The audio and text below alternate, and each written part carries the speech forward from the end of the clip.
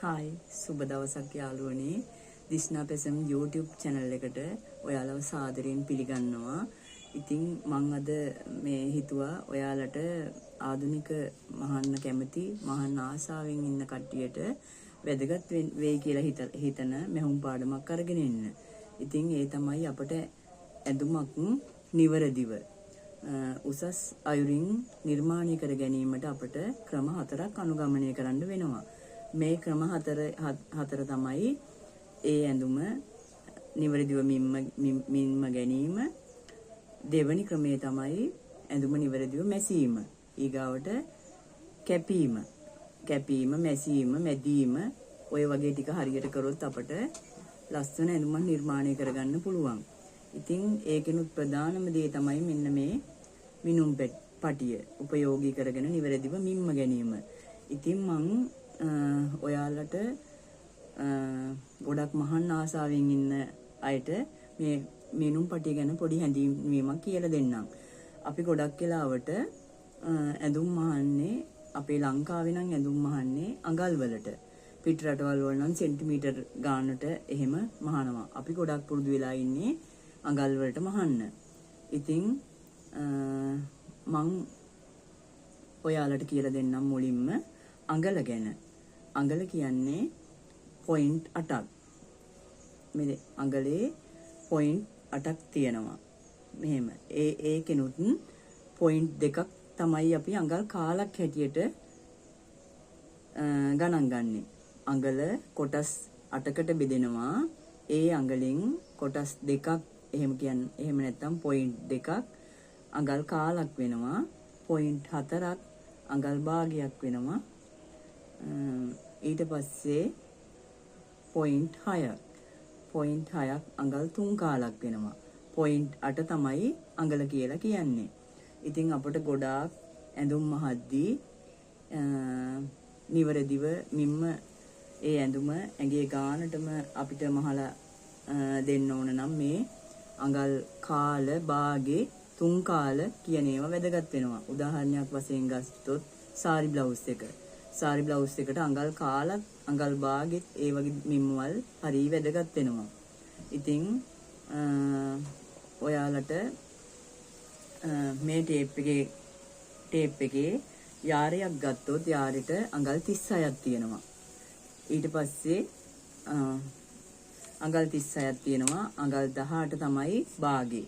අඟල් 9 තමයි මේ කාල. ඒ වගේ අඟල් 36 තමයි යාරෙට අපි ගන්නෙ. ඉතින් ඔයාලට දැන් අඟල ගැන තේරුමක් ඇති.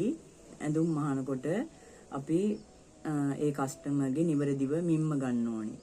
මම මින්ම ගන්න වීඩියෝ එකක් පස්සේ ගේන්නම්. ගොඩක් අය මින්ම ගන්න දන්නවා.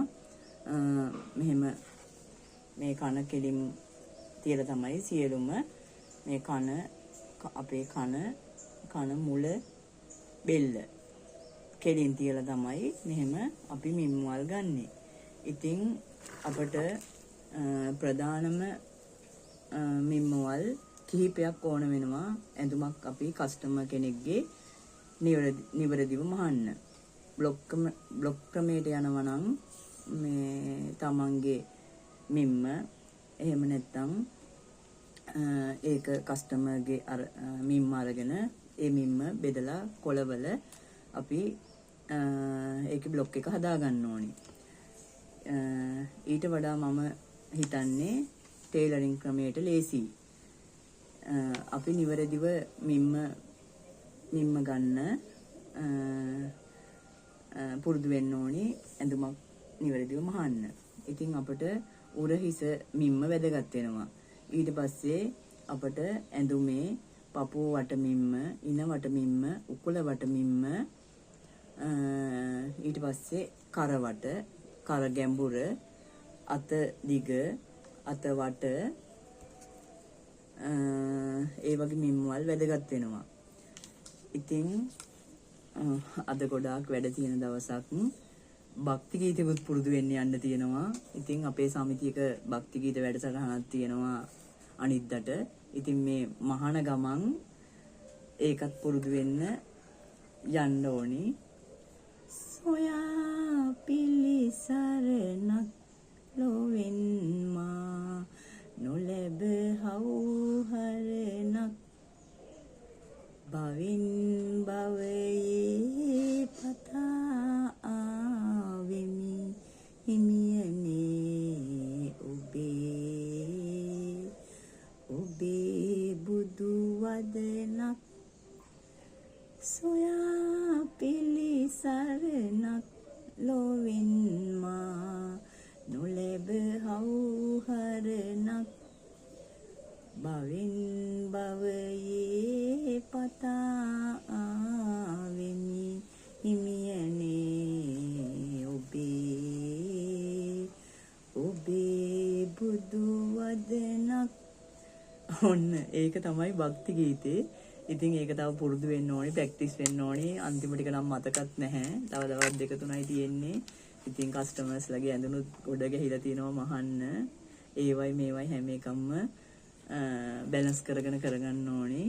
ඉතින් ඔයාලට මගේ වීඩියෝ එක ආධුනික කට්ටියට තමයි වැදගත් වෙන්නේ. ඉතින් එයාලට මේක වැදගත් වෙන්න ඇති කියලා මම හිතනවා. ඉතින් ඔයාලට මගේ වීඩියෝ බලන්න මාව සබ්ස්ක්‍රයිබ් කරලා තියාගන්න. ආයි වීඩියෝ එකක් දැම්මහම ඒක බලන්න බෙල් අයිකන් එක ක්ලික් කරලා තියාගන්න. ඉතින් නැවත දවසක වීඩියෝ එකකින් හමු වෙනකන් ගිහින් එන්නම්. බයි. සුබ දවසක් ඔයාලට.